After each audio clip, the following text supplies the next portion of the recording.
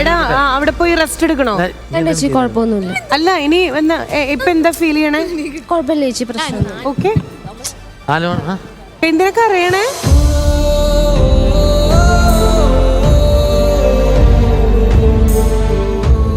ഒന്നുമില്ല ചേച്ചി, ഞാൻ ഭയങ്കര ടെൻഷനായിരുന്നു.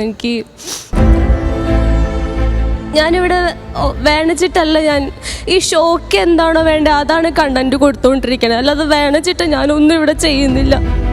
എന്നെ ഇവിടെ ആർക്കും ഇഷ്ടമില്ല. ഇവിടെ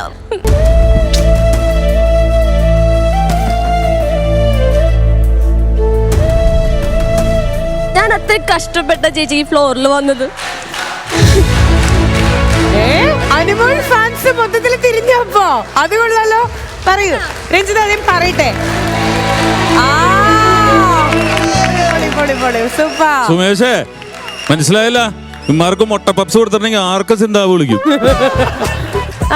എന്താ പറയൂ. ഞാൻ ഒരുപാട് കഷ്ടപ്പെട്ട ചേച്ചി ഈ ഫ്ലോറിൽ വന്നത്. അത്രയും ഫൈറ്റ് ചെയ്തിട്ടുണ്ട് ലൈഫിൽ. ഞാൻ അത്രയും ഫൈറ്റ് ചെയ്തിട്ടുണ്ട്. അത്ര കഷ്ടപ്പെട്ട ഞാൻ ഇതുവരെ എത്തിയത്. ഒറ്റയ്ക്ക് വഴിവെട്ടി വന്നെന്ന് പറഞ്ഞാൽ നിങ്ങളൊക്കെ കളിയാക്കുന്നില്ല, സത്യമാണത്. ആരും എന്നെ മോട്ടിവേറ്റ് ചെയ്തിട്ടില്ല, ആരും എനിക്ക് വേണ്ടി കഷ്ടപ്പെട്ടിട്ടില്ല. ഞാൻ ഒറ്റയ്ക്ക് ചെയ്ത് ഇത്ര എപ്പിസോഡായിട്ട് എല്ലാവരും എന്നെ ചീത്ത വിളിച്ചുകൊണ്ടിരിക്കുകയാണ്. എനിക്ക് ഭയങ്കര വിഷമമുണ്ട് ആ കാര്യത്തിൽ. ഞാൻ എന്ത് ചെയ്തിട്ടാന്നുള്ളതാണ് ഈ ഫ്ലോറിൽ വേണ്ടതേ ഞാൻ കൊടുക്കുന്നുള്ളൂ. അനുവിന് ഒരു എതിരാളിയായിട്ടോ അല്ലെങ്കിൽ പേഴ്സണലായിട്ടോ ഞാൻ ഒന്നും ഇതുവരെ ചെയ്തിട്ടില്ല. ഇവരത് കണ്ടിട്ട് പേഴ്സണലായിട്ട് എടുത്തിട്ട് എന്നെ വെറുതെ ടീക്കർ എഴുതിയിടോന്നിരിക്കുക. ഞാൻ ഇനി വരുന്നില്ല ചേട്ടാ. ചേട്ടൻ കമന്റ് ബോക്സ് കാണാറുണ്ട്. ഞാൻ രഞ്ജിത വന്നെന്ന് പറഞ്ഞിട്ടല്ലേ ഞാൻ വന്നത്. കമന്റ് ബോക്സ് ആരെങ്കിലും നോക്കാറുണ്ടോ? അപ്പൊ ഞാനൊക്കെ എന്ത് ചെയ്യും, തൂങ്ങിച്ചാവൂ?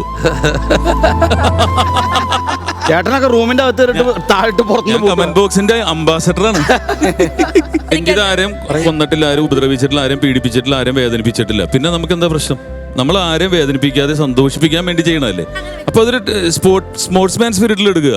ലക്ഷ്മി നക്ഷത്രനെ കണ്ടുപിടിക്കും, സ്ട്രോങ് ആവും നമ്മുടെ ലൈഫിൽ. ഒരാൾ എനിക്ക് വേണ്ടി സപ്പോർട്ട് ചെയ്തോ, ഒരാൾ എനിക്ക് വേണ്ടി കൈ നോക്കിയോ? ആളെ ഇവര് സപ്പോർട്ട് ചെയ്യില്ല. അവർക്കൊരു പപ്സ് മേടിച്ചു കൊടുത്താൽ ഇവന്മാർ എന്ത് വേണമെങ്കിൽ ചെയ്യുന്ന ഒരു തോന്നേക്കണേ ഒരു പപ്സിന് വേണ്ടി. ഒരു കോഴി ഇതിന്റെ താഴെ പോയി മുട്ടയിടാൻ സാധ്യതയില്ല. ഇല്ല, ഇത് ആള് വെച്ചേക്കണം. പക്ഷെ മുട്ടയിട്ട കോഴിയുടെ മുട്ട ഇവിടെ കൊണ്ട് വെക്കാൻ ഒരാൾക്ക് പറ്റും. അല്ല, ആള് കോഴിയുമായിട്ട് നല്ല ബന്ധമുള്ള ആള് ആരെങ്കിലും വെച്ചതായിരിക്കും. ഞാൻ അന്നേ പറഞ്ഞില്ലേ, നമ്മൾ പറഞ്ഞായിരുന്നാ കോഴിയുമായിട്ട് കോഴി ഫാം നടത്തുന്ന അല്ലെങ്കിൽ അങ്ങനെ ഉള്ള ആരുമാണത് വെച്ചത്. അനുവിന്റെ വീട്ടിൽ 36 കോഴി ഉണ്ടെന്നാ പറയുന്നത്. ഒരു മുട്ട കിട്ടിയാലുണ്ടല്ലോ. തമാശന്റെ മുട്ട എന്ന് പറഞ്ഞാൽ എനിക്ക് പണ്ടേ പേടിയാ. പ്രേക്ഷകരോടാണ്, നിങ്ങൾക്ക് ഇഷ്ടപ്പെട്ടെങ്കിൽ അത് കമന്റ് ആയിട്ട് നിങ്ങൾക്ക് രേഖപ്പെടുത്താം. നിങ്ങൾക്കൊരു കയ്യടിയിലൂടെ നിങ്ങൾക്കത് എക്സ്പ്രസ് ചെയ്യാം, എൻകറേജ് ചെയ്യാം, സപ്പോർട്ട് ചെയ്യാം. ഓക്കെ, കുറച്ച് ചിരി വരുന്നുണ്ട്. ഇപ്പൊ ഇത്തിരി ചിരി വരുന്നുണ്ട്, മനസ്സിലാ ബാരോക്കൊന്നും പറയും. പക്ഷെ വീണ്ടും ഞാൻ പറയും, ഈ മുട്ട വെച്ചത് ആരാണെങ്കിലും വളരെ മോശമായി പോയി, ഭയങ്കര ചീപ്പ് പരിപാടിയായി പോയി. Very sorry to say that. എന്തായാലും ഇപ്പം മുട്ട വെച്ചത് ആരായാലും ശരി തന്നെ, ഇപ്പം മുട്ട വെച്ചത് കൊണ്ടായിരിക്കും ഇപ്പം കാറ്റൊക്കെ തിരിച്ച് വീശി ഇവിടെ ഫാൻസുകാർ പിള്ളേരെ മൊത്തം ഇപ്പൊ അവർക്ക് കൈ ഒറ്റടിക്ക് മറഞ്ഞു. ആ മുട്ട വെച്ചില്ല ചേട്ടാ. എനിക്ക് ഫാൻസ് വേണമെന്ന് നിർബന്ധമൊന്നുമില്ല. എനിക്ക് ആരും ഫാൻസ് വേണ്ട. പക്ഷെ ഡീഗ്രേഡ് ചെയ്യരുത്, ഒരാളെ വെറുതെ കണ്ണിക്കണ്ടത് പറയരുത്. ഞാൻ എന്താണ് എങ്ങനെയാണ് എന്ന് മനസ്സിലാക്കാതെ വെറുതെ ഓരോന്ന് വിളിച്ച് പറയരുത്. എനിക്ക് അത്രേ പറയാനുള്ളൂ. ഈ മുട്ട കൊണ്ടാണ് ഇത്രയും പ്രശ്നം ഉണ്ടാക്കണമെങ്കിൽ ഈ മുട്ട പൊട്ടിച്ച് ഞാൻ പച്ചക്ക് കുടിക്കും. ഞാൻ അങ്ങ് ഏറ്റെടുക്കും. അത് എന്നാ കുടിക്കും. ഞാൻ ഡയറ്റില്ല.